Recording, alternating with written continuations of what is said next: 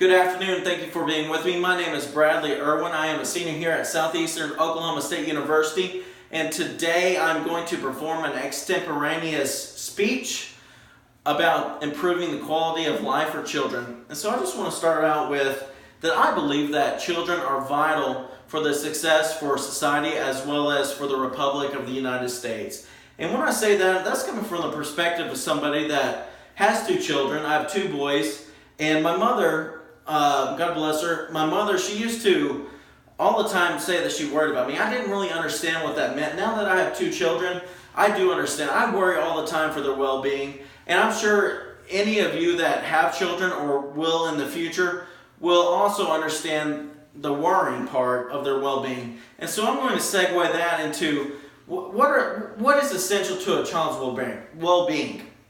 And so that's really an abstract idea because there's a multitude of reasons that would facilitate what would be a child's well-being. What we're going to focus on today is a study done by the UNICEF. And that's an acronym for the study group of the United Nations International Children's Emergency Fund. And so they've whittled it down to 5 tenets that we're going to look at today. And I'm going to start out with material well-being. So a child has to have a material well-being. And what that means is they have to have the clothes available. They have to have necessary food, nutritious food. They're not able to support themselves. And because their family or their parents are not available to fund them, we need to understand that that's not their fault. And that we as a society need to have a program that helps out these needy families that is also heavily regulated to make sure it's not taken advantage of. Next, I want to talk about the second one, which is health and safety. A child has to know that he or her is safe in the home, and as well as that their health is in check. And when we talk about health, a lot of children, they have special needs or something has happened to them during their life in which they need to get health care.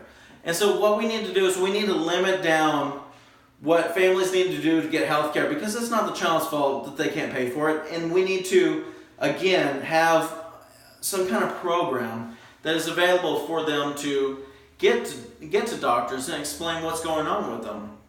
Next, I want to talk about education.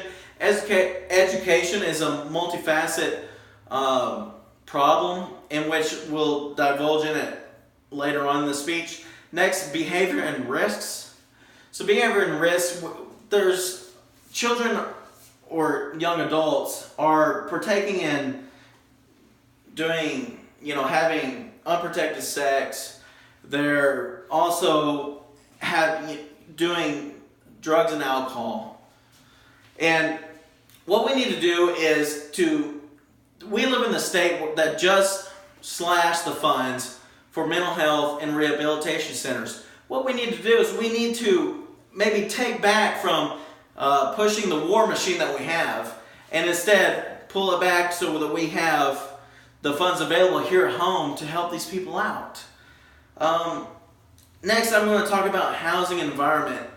If you grow up in a society where you're worried about walking to school because of the place you live in, which typically is prevalent in minority cultures, and we need to understand that children have to feel safe. That was in the second point. They have to feel safe. They have to know that they're going to school to learn and that they're not worrying about something happening to them. And so these kids, not only do they get to grow up and have the opportunity to change the culture and the environment that molds them in society, but they also get to either limit it or make it worse. So it's paramount that we do this the right way and we're bringing them up in the well-being so that they have a positive aspect in society. And so with that, I'm going to talk about education really quickly. So we're going to start out with pre-K to Head Start. And so pre-K and Head Start is kind of a debatable thing on whether or not they're actually influencing the children in a right way. And when I say that, what I mean is some people think that pre-K and Head Start are just glorified daycare centers. And whether or not they are can be debated.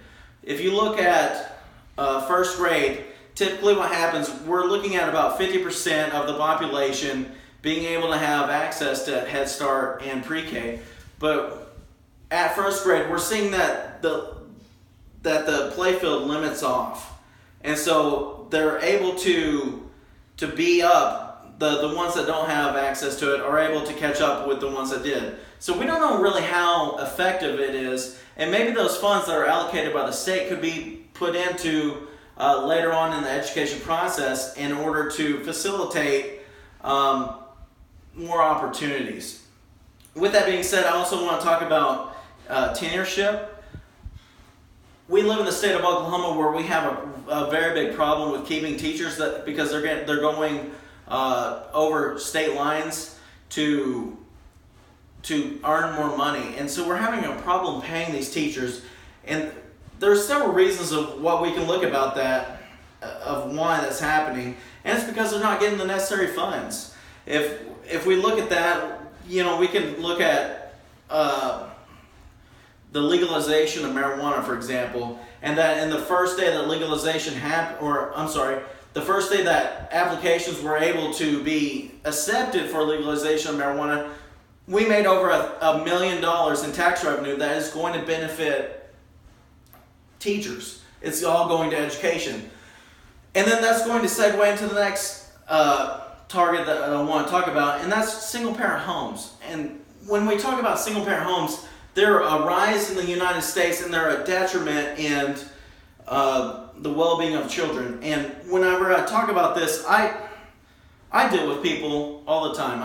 Typically, it's single mothers in these homes. And in my occupation, I've talked to this lady the other day, and she told me that she had 3 children, and she went to a party the other night. She just got her kids back from DHS. She went to a party the other night and doesn't remember what she did, and she obviously did drugs to me.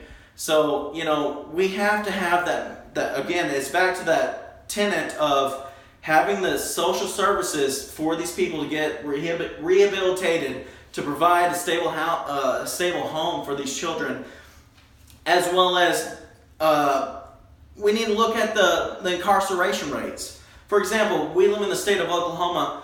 We are the highest in the nation for incarcerating not only males but also females.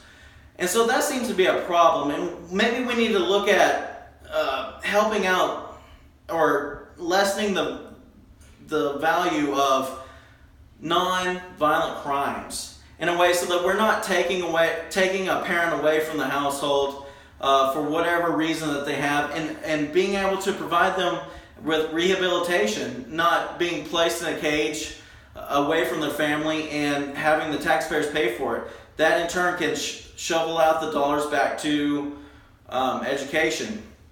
And then lastly, I want to talk about what we can do about the housing environment. So a housing environment, we have to have domestic violence awareness. We have to have kids growing up in an environment where they're from the beginning, they're told, they're acting out what they see as mom and dad, or mother and mother, father and father. They're acting out their household.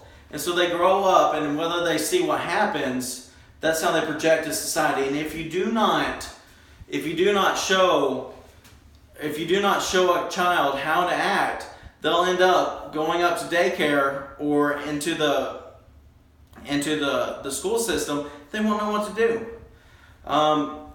This is a big problem because if they don't know how to share, and they're not invited back to the games, they're going to be an outcast, and you have failed in showing them how to be in society. So again, I just want to talk about, we've got to stop. We've got to put more education or more funding in education.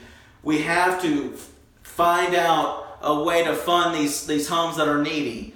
We have to make it where all children can have health care in a home. We have to fund people that have mental health issues as well as addiction issues, because addiction is a disease. And lastly, we have to be aware that people do have problems, and we have to facilitate them in a way that they can grow up knowing that this is wrong, that what they see, that domestic violence is wrong, and know that they can do better, and in a way to better society down the road. And so I just want to end with a quote, a famous quote from Margaret Thatcher. And so she is quoted of saying that there is no such thing as society.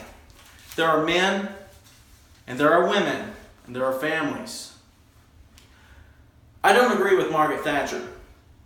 There are men, there are women, and there are societies. And societies as a whole, we have to do better at continuing progress to further help out the quality of life for children. Thank you for watching.